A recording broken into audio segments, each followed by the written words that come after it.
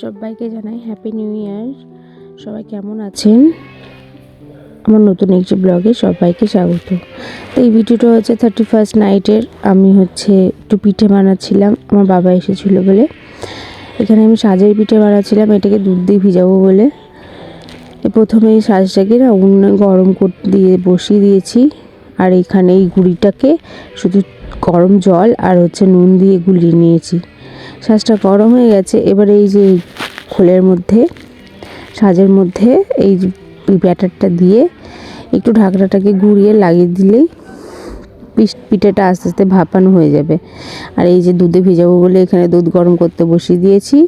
এই দেখুন পিঠাটা কি সুন্দর হয়ে গেছে, কত সুন্দর ফুলেছে পিঠাটা। দেখুন এই ভিতরে ফুটো ফুটো মতো হলে না, তাহলেই পিঠাটা কিন্তু ভালো ভেজে, নাহলে কিন্তু শক্ত হয়ে যায়। আর এদিকে আমার দুধ গরমও হয়ে গেছে। এই যে আমি দুধের মধ্যে পিঠেগুলো দিয়ে দিচ্ছি। ওরকম নামিয়ে ওই উনুন থেকে নামিয়ে ডাইরেক্ট দিয়ে দিতে হবে, নাহলে হবে না, শক্ত হয়ে যায় পিঠেটা। এটা 1 জানুয়ারি দিন সকালবেলা, তখন সকাল 8:30 বাজে। তখন এত কুয়াশা, বাইরে এত ঠান্ডা পড়েছিল সেদিনকে। বছরের প্রথম দিনই এত ঠান্ডা।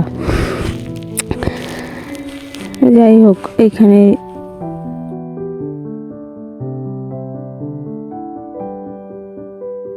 আমার শ্বশুর আর কাকা শ্বশুর পিঠে খাচ্ছে। কালকে রাত্রে যে পিঠেটা বানিয়েছিলাম সেটাই। আর এখানে আমি আর আমার শাশুড়ি একটু পিঠে খাচ্ছিলাম। আমার এমনি গ্যাসের সমস্যা বলে আমি দুধের জিনিস খাই না, তাই সেদিনকে একটা খেয়েছিলাম। নিজে বানিয়েছি তো, তাই জন্য ভালোই হয়েছে, খারাপ হয়নি। নিজের নিন্দা নিজে করতে পারি। যাই হোক, পিঠে টিঠে খেয়ে চলে গেলাম আমি রান্না করতে। কারণ আমরা আবার দুপুরবেলা রান্না করেছিলাম মাংস, আর ওই যে সাজের পিঠে করেছিলাম, সে সাজের পিঠে, মাংস দিয়ে সাজের পিঠে খেতে প্রচণ্ড ভালো লাগে। এখানে মাংস হচ্ছে। আর সকালে রান্না করেছিলাম সকালে নাই, মাংসর আগেই রান্না করেছিলাম মাছের ঝোল পালং শাক দিয়ে। আর এই যে নিচের গামলাটায় ওই যে চালের গুঁড়োটা, ওটা ভিজিয়ে রেখেছিলাম। কেনা চালের গুঁড়ো তো, ওটা ভিজে না রাখলে হয় না। আর এখানে আমার রাজকন্যা এখানে চিকেন দিয়ে ভাত খাচ্ছে। এখন যাচ্ছি আমরা বগুলাতে। আমার ঘরের কার্পেটটা না, নিচের কার্পেটটা একদমই ছিঁড়ে গেছে, মানে সামনের কিছুটা অংশ ছিঁড়ে গেছে। তো ওটাকে চেঞ্জ করতে হবে। চেঞ্জ না করলে একদম হচ্ছে না। 1 বছর মতো আমি প্লাস্টিক দিয়ে কাজ চালিয়েছি, কিন্তু এখন আর চালানো যাচ্ছে না, তাই জন্য যাচ্ছি ওটা কিনতে।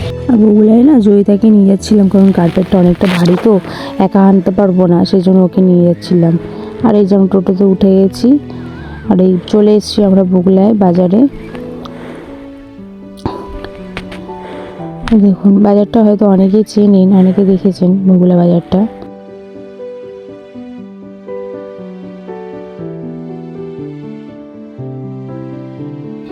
এই যে চলে এসেছি আমরা কার্পেটের দোকানে। এখানে অনেক রকমেরই কার্পেট ছিল, কিন্তু আমার পছন্দ ছিল না। তারপরে আমার ওই সাদা যে লম্বা দাঁড় করানো আছে, দেখুন সাদা, আর একটু গোল্ডেন গোল্ডেন কালারের, ওইটা গোল্ডেনটা, এই গোল্ডেনটা না, পরের গোল্ডেনটা, ওটাও গোল্ডেন। তো ওই কালারটা, হ্যাঁ এইটা আমি নিয়েছি, এইটা আমার পছন্দ হয়েছে। আর এই যে আমার ঘরের অবস্থা আগে এরকম ছিল, কার্পেটটা পাতার পরে এরকম হয়েছে। বলবেন কোনটা ভালো লাগছিল, আগের কালারটা না এই কালারটা বেশি ভালো লাগছে? আমার তো এই কালারটা ভালো লাগছে। আর যেহেতু আমাদের মাটির ঘর না, কার্পেট না থাকলে হয় না। আর আমি তো ভালো করে লিখতে পারি না। সেই সন্ধ্যাবেলা বাচ্চারা কি করে, বই পড়তে বসে। আর আমার মেয়ে এখানে সন্ধ্যাবেলা নাচতে লেগে গেছে। যতবার বই পড়ার কথা বলছি ততবার কাঁদছে, যতবার গান চালাচ্ছি ততবার নাচছে। এরকম করে সারা দিন আমার কেটে যায়। আর সারা ঘুম থেকে উঠে যে শুরু করে রাস্তায় দৌড়ানো, সারা দিন দৌড়ায়। আমি বুঝতে পারি না কার কার বাচ্চাটা এরকম করে। আমাকে তো সারাদিন পরিশান করে রেখে দেয় এই মেয়েটা। এই দেখুন রাত্রেবেলা ঘুমানোর সময়ও এরকম করছে। এত বদমাইশি, যতক্ষণ না ঘুমাবে আমাকে জ্বালাবে। ও যতক্ষণ ঘুমায় ততক্ষণ আমি খুব ভালো থাকি। ঘুম থেকে উঠে ওই যে শুরু হয় ওর পিছনে দৌড়ানো, সারাদিন আমি দৌড়াতে থাকি। আর এখানে ওর বাবা ফোনে কথা বলছিল বলে তাই জন্য ভয়েসটা হয়নি, নাহলে আমি শোনাতাম ও কী বলছে। এরকম ভেঙাচ্ছে আর যা ইচ্ছা পাচ্ছে তাই বলছে। একা একা পাগলের মতো হাসছে, দেখুন কীরকম করছে একা একা। দেখুন কী সব ভুলভাল গান করছে, কিছুই বুঝতে পারছি। যাই হোক, আজকের মতো টাটা, বাই, গুড নাইট। ভিডিওটি ভালো লাগলে অবশ্যই লাইক করবেন, শেয়ার করবেন, আর সাবস্ক্রাইব করে দেবেন চ্যানেলটিকে। আর আমাদের এরকম দুষ্টুমি খুনসুটিতে চলতেই থাকবে। আর এই পাগলির পাগলামি তো আরও চলতে থাকবে। তা টাটা, সবাই ভালো থাকবেন, সুস্থ থাকবেন, সাবধানে থাকবেন। দেখা হবে নতুন একটা ব্লগে।